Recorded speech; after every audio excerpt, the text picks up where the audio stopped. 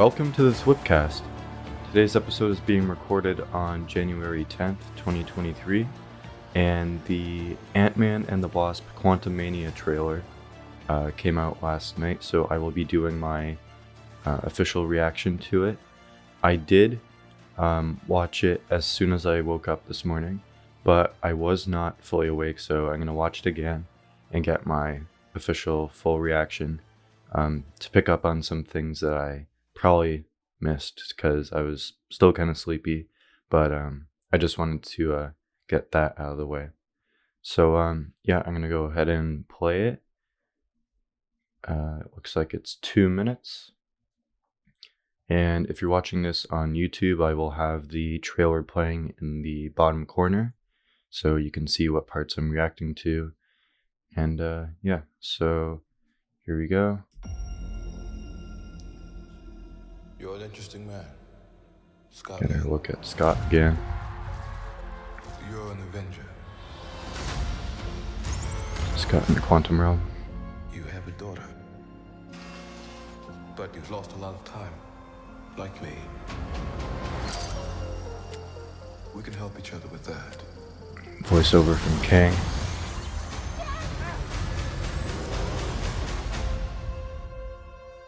Oh, here he is. I'm the man who can give you the one thing you want.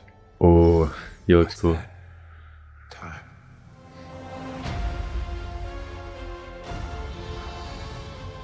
I can rewrite existence. Looking really good with the visuals. We got two versions of Scott here. Trust him.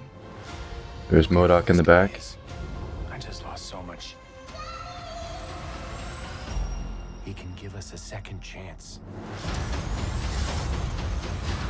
Whoa. Just over a month left. Let me make this easy for you.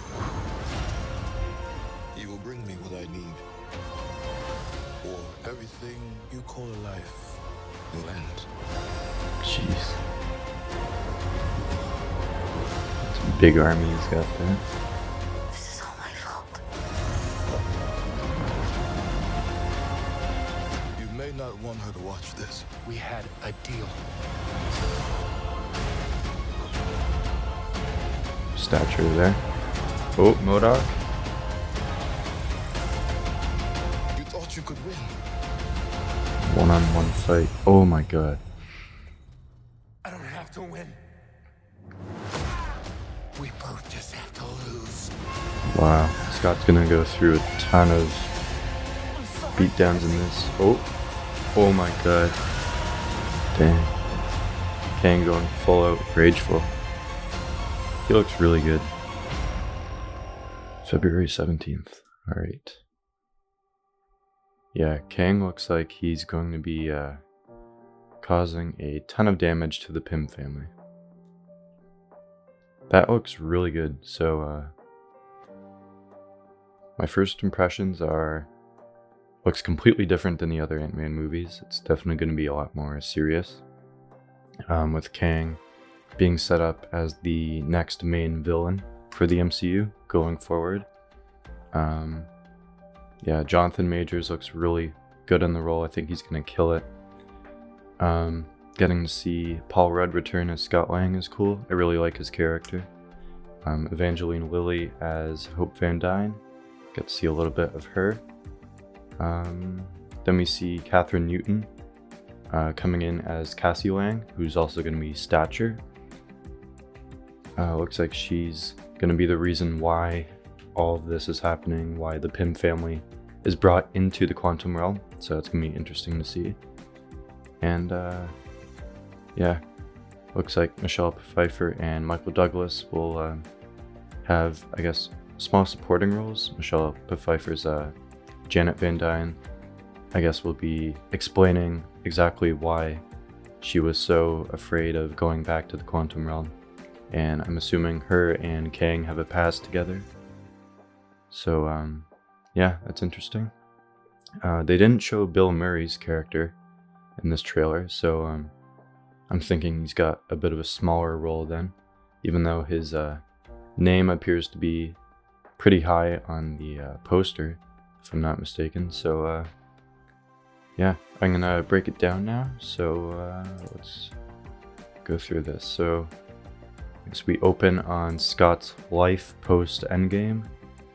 In the last trailer, we see he's being recognized by everyone as a hero. He wrote a book about his experiences. And then we see him, I guess, flying through the quantum realm. This is probably after they get sucked in from that machine that Cassie made. So yeah, that looks really cool. The visuals look nice. And then we see the Pym family gathering in Hank's bunker, I guess, his lab. And they get sucked in. And then we get Kang in the dark room, that famous, I guess, scene where he says, "Are you an Avenger? Have I killed you before?" That was a really cool line I wasn't expecting to hear when the Comic-Con trailer came out and kind of leaked online. But yeah, it looks like the same scene where this voiceover will probably take place as well. And we see Kang talking to Scott, and he's offering to give him back the time he lost when he was in the quantum realm for 5, I guess, for him 5 hours, for everyone else 5 years. And he lost all that time with Cassie, so he wants to be able to see her grow up again and guide her and be her father. But he lost that, so Kang's offering to give it back to him if he does something for Kang. So I'm interested to see what that is. We get a look at, I guess, Kang's fortress in the quantum realm. It looks like there's a lot going on here. It's like a city almost. It's like a Chronopolis from the comics, and people were theorizing it appeared in Ant-Man and the Wasp, which it possibly could still be Chronopolis. It just looks a bit different. Let me see, giant rings starting to appear in the city. We got Janet in the cave. From the last trailer, there's like a creature that's, I guess, attacking her or trying to. Not entirely sure what's going on there, but it looks cool. And we got a shot of Kang. We got Scott splitting into 2 versions of himself. Looks interesting. The environment looks really interesting. It's very darkly lit, but there's light coming out of the ground. Some light, so he looks confused.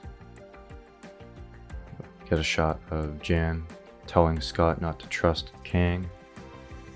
She looks really scared, so obviously she knows what he's been up to this whole time, with them being together in the quantum realm. See Hope, and then we get this shot with Scott, Kang, Cassie, and MODOK walking to the edge of, I guess it's like a platform, and it looks like they're walking out of a portal. Or that's just how the doors look in the quantum realm, but it looks like they're walking through a portal. We get a look at MODOK's actual face. I can't believe they actually pulled that off, but that's gonna be interesting to see. I know MODOK's kind of like he's not the easiest character to adapt because he looks so goofy. But yeah, I can't believe they actually did that. He looks cool. Yeah, it looks like Corey Stoll returning as the character, except he's MODOK instead of Yellow Jacket. I'll get into why I think he's MODOK, and everyone else I guess thinks he's MODOK a bit later when we see him again. But yeah, so we see Scott looking down off this platform into, it looks like a singularity that Kang is showing him. Looks pretty dangerous. We get some flashbacks of Cassie, Scott, fast forwarding to now with them hugging. Scott's talking about wanting to go through with Kang's offer to get back that time with Cassie. So yeah, that looks interesting. It looks like we have Scott diving into a light now. This is possibly where Kang wants him to go to find what he's looking for. So that looks cool. We have February 17th is the release date. We get a shot of Hope, Hank, and Janet flying this creature in the quantum realm with a kind of rocky environment. Looks like the creature is like kind of partly going through, looks like water.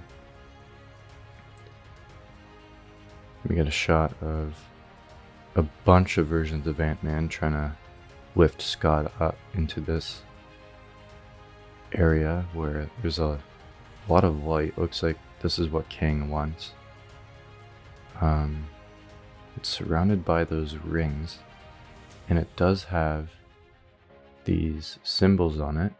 It looks very similar to the symbols on that set like chair where it had like the weird, I guess, symbols that people thought they were saying Quantumania, but it's just random symbols of like circles and lines and stuff like that. It looks like that's what's on these rings. So that's weird. I wonder if that has any connection to anything else, like the inscriptions on Shang-Chi's the 10 rings or Miss Marvel's bangles. Wonder if any of those are related somehow. So yeah, it looks like Kang sends Scott here, and Scott is aiming to looks like he's trying to shrink whatever it is. His wrist launcher thing is glowing red to shrink, so it looks like he's trying to steal that. We get a look at Cassie looking into, it looks like a portal with Hank and, is that Hope in the background? Yeah, looks like Hope in the back left side. Cassie looks really scared. Wonder if this is their introduction to Kang. Let me get a shot of Scott and Hope having a moment together. It looks like a big decision has just been made and they have to come to terms with the outcome that will possibly happen. Or someone has just died and they're grieving the loss of whoever just died.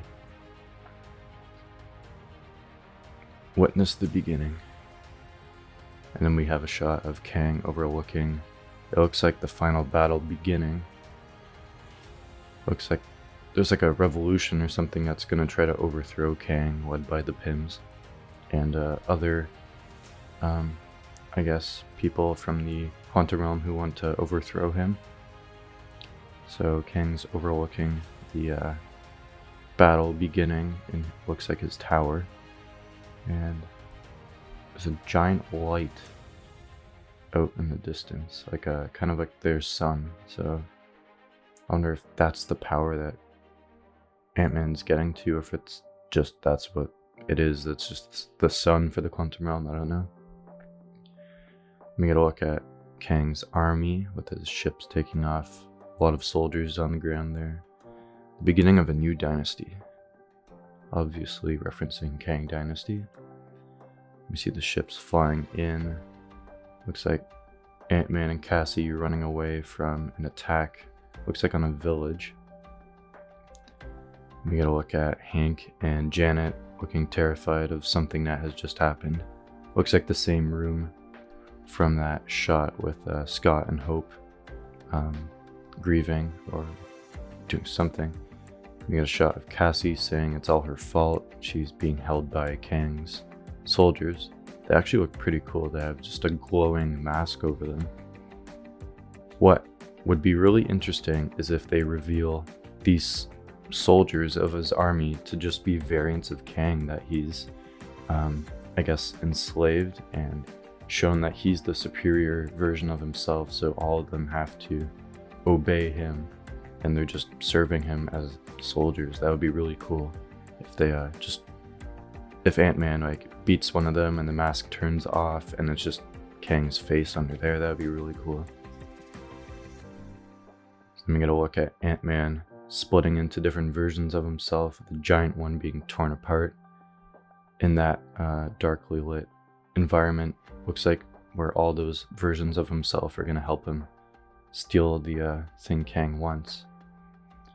I'm curious if this is just a dream sequence too, kind of like with Mysterio in Far From Home with all the different Spider-Mans. I'm wondering if this is just Kang showing like this is the multiverse. There's like an infinite number of versions of yourself, and if you don't obey me and do what I'm telling you to do, then I'm gonna erase you from every single timeline throughout the multiverse. You just won't exist anymore. And I think that's why this giant Ant-Man's being torn apart here. That's just me, I don't know, but I think that would be a really intimidating thing to do. Like, he has control, like Janet says earlier in the trailer. She says he has the power to rewrite existence and erase timelines. So she could just erase, or Kang can just erase anything where Scott is in. So yeah, that would be pretty cool. So then we have a shot of Kang. Looks like something's about to happen. He's telling looks like Scott. Let me just play it back. Yeah, so it looks like Kang's about to do something to Scott, and Kang's telling Cassie she might need to leave because she's not gonna like what Kang's about to do. So this is really setting it up to look like Scott's not gonna make it out of this. And maybe that's just a way of, I guess, manipulating the viewer into thinking that this isn't gonna end well, and maybe it's just fine. But Kang is going to be the next villain for the MCU, so I don't see how they can defeat him in this unless this is just a variant of Kang that they defeat, and then the larger threat is a different variant out somewhere else. But which would be interesting, but I think this might be the prime Kang, if you will, that will be the main villain going forward. It's just gonna be the same variant going forward. So I'm interested to see what they do with that. So let's move forward. Scott says they had a deal. I guess Kang hasn't kept his word on that. He's manipulated them, which doesn't surprise me. He's just trying to get out of the quantum realm and conquer. So yeah, Ant-Man should have known better. And we got a shot of Kang. Looks like he's no, that looks like a split clip. They're making it look like Kang is shooting Scott, but Kang's in a, I guess, ruined environment. There might be a flashback actually. And then we get a shot of that portal that Cassie's looking into with Hank and Hope. The blast going through and hitting Scott. Looks like Kang's in the background there. Then we get a shot of Cassie in her statue outfit jumping off a ledge from an explosion. Then we got a shot of, I guess, a lower version of the city. It looks very similar to like the mines in Wakanda, like that kind of pit-like environment is just constantly going down into the earth. Except this is just constant like buildings and platforms and stuff like that under her. So she's escaping from something. We see an explosion, it looks like on that village that Kang attacks Cassie and Scott on. And then we got a look at MODOK. And it looks like his battle form, it looks like he's got like some armor on his face now. He's got some, looks like 2 cannons that are forming out of his hanging chair. So MODOK, I think, we know it's Corey Stoll, based on rumors and just from things that have happened on social media with Evangeline Lilly tagging Corey Stoll in a post about Ant-Man 3. So I think when Yellow Jacket was, I guess, forced into the quantum realm at the end of the first Ant-Man movie, he kind of like collapses within himself and becomes deformed. So I think in the quantum realm, his deformed body ends up becoming what we know as MODOK now. And Kang has found him and he's modified him and given him access to this technology, and now he serves Kang. But I've seen rumors that MODOK eventually has a change of heart and he realizes that Kang is a much larger threat than he thinks, and he, I guess, joins the Pims to stop him. And I don't think MODOK's gonna last past this movie. I think this might just be a one-off for him. At least this version of him. I don't know if they plan on bringing him back at some point, but I don't think MODOK's gonna make it through this movie. I know a lot of people don't like the design of this, and honestly for me, I think it's okay. Like, MODOK is a hard character to pull off, but I think this is a pretty good design for like the MCU. They've changed how certain characters have looked in a different way, and they still look cool, but yeah, I think MODOK looks cool in this, so I'm fine with the design choice. Then we get a shot of Kang. Looks like he's in a battle damaged outfit now, fighting Scott. Just punches him right in the face. We get a shot of Wasp saving Scott from that dark environment where it looks like all the variants of Scott are helping him hoist him up. We get a shot of Kang saying, "You thought you could win?" To Scott, looks like he's escaping Kang. He's like crawling back in fear. We got Kang kicking in his helmet. Looks like it damages the helmet. Yep, a hole in the helmet. Scott doesn't have to win, they just both have to lose. I really like that line. It kind of makes it does make it seem like Scott's gonna sacrifice himself for the Pims to survive and make sure that Kang either doesn't make it out or just delays his time in getting out of the quantum realm, so he's not gonna make it to, I guess, the main 616 that we know it for the main MCU yet. So yeah, Kang is really beating Scott, and Scott and all his variants are falling down from that object with the rings around it. And Cassie screaming out to Scott. This shot, it doesn't look like she's showing any emotion in something that's happening to Scott. I don't know if it's making it like a cut that's making it seem like something not as bad as what we think is happening.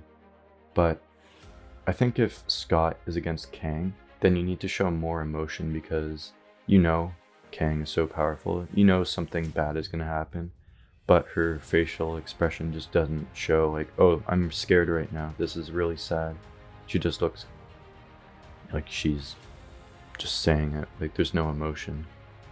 So I hope this is just like a fake out. Like, they're just making it look like something worse is happening than it is, and in reality it's just not that bad. But I'm hoping that's what it is. Then we see Scott falling into, it looks like, all the other variants of himself. Like, there's a pit of them, or he's falling into that, I guess, tower of them, so they're all falling apart. Then we see Scott say he's sorry to Cassie, and we get Kang floating down from his tower, I guess, and we get a look at, I guess this is during the climax, so the soldiers of Kang's army are fighting, I guess, that revolution in the quantum realm, and Kang is in full costume, blue mask, he looks great, and he's kind of overseeing what's happening, and then he releases these blasts from his hands, and he's extremely mad.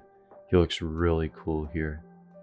We get the lines going over his eyes from what it looks like without the mask is he's got those scars going over his eyes, and his mask just illuminates that, which is a part of his mask in the comics. He's got these lines going, like crossing over his eyes, and I really like the design of him. It looks really good. And then we get the title, Ant-Man and the Wasp, Quantumania, February 17th. So yep, that's the trailer. So what I think Kang is after, and this is just based on what I've seen online and I guess my own thoughts, is in the quantum realm, there's this power source that he needs to escape the quantum realm, where he's been stuck for quite some time. And I think that's what he wants Scott to steal for him in order to get his time back with Cassie. So he needs that, which I don't think Kang's going to reveal his full plan before he tells Scott to take it for him. I think that's going to be the twist, is that he needs that to escape and to basically just take over all the timelines, I think is what that is. And I think it connects somehow to Shang-Chi and Miss Marvel with their weapons, the 10 rings and the bangles. So I have a feeling that's what that connects to. And yeah, this is going to be a really fun movie. It's going to be high stakes. I really think that someone's going to die. I do think it might be Hank and or Janet. I don't think Michael Douglas or Michelle Pfeiffer have much left in them for this universe, even though they've been great. Like, they haven't said anything about their characters when promoting this movie at any of the events. Like, they haven't been there. So I'm thinking they can't say much because of what happens to them. And I think in order to push Scott, Hope, and Cassie, they need to have some death to say, like, this is why I'm motivated to stopping Kang. He's gonna end our reality, and he killed Hank and Janet. So I think that needs to push their character arcs for them to experience some loss to further develop their characters. So I don't think Hank and or Janet are gonna make it out of this one. It just seems like something like that needs to happen in this. If Kang's as dangerous and powerful as he is, then he needs to show he doesn't mess around. He's gonna kill anyone that messes with his plan. And maybe he does kill Scott. Like, I think that would be a shocking move, considering how loved Scott Lang is by the fans. That would probably push Hope more into wanting to stop Kang. Like, he just killed the man I loved, so I'm gonna kick his butt and assemble, I guess, warn the Avengers of Kang's ensuing arrival. So she's got some motivation to stop Kang, but I used to think Scott might not make it out of this. I don't think that's the case now. I think they're just making it look that way. But maybe Scott doesn't die. Maybe he just gets sent to a different timeline with Kang at the end, and he ends up in a different universe, and that ends up being I guess kind of what makes the Pym family think he's dead, is it looks like he's dead, but he's in a different universe. And then later on, in whether it's the Kang dynasty or another project before that, but he comes back somehow to warn the Avengers that Kang's coming, and this is what he's doing. This is what he's assembling, because he's going to bring his army with him, there's no doubt. And all his other variants. Maybe that's what Secret Wars is, I don't know, but I'm hoping it's more of a Doctor Doom Beyonder thing for Secret Wars. But Kang Dynasty, I think, is going to be really cool. With if we get an army of Kangs in this, then it's going to be even bigger in Kang Dynasty. I think all his variants are going to be showing up, and it's gonna be madness. So yeah, Kang, I'm really excited for. I think he's gonna be awesome. He's gonna be a completely different villain than Thanos. Like, even I've been saying like this character's the next Thanos. No, I think Kang is what Thanos wants to be. Because Kang has so many different versions of himself. He can pull in any one of his variants from any timeline, no matter how dangerous they are. And maybe he doesn't even know how much more dangerous he is. Like, I know he's a master of time and he's traveled every single timeline and universe, but maybe he has missed a variant of himself that is way more powerful than what he currently is. So yeah, I'm excited to see his character debut and continue throughout the next few phases. So yeah, Ant-Man and the Wasp Quantumania, February 17th. I'm definitely going to be there. So yeah, that's my reaction and breakdown of the Ant-Man and the Wasp Quantumania trailer. It looks really good. Super excited.